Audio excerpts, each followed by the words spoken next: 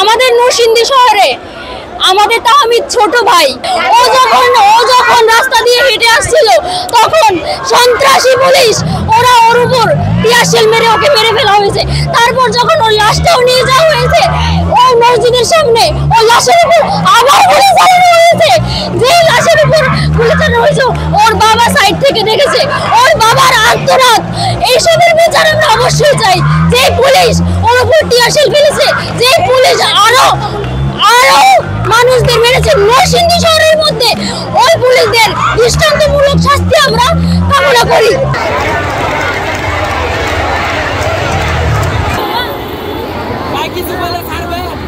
অবশ্যই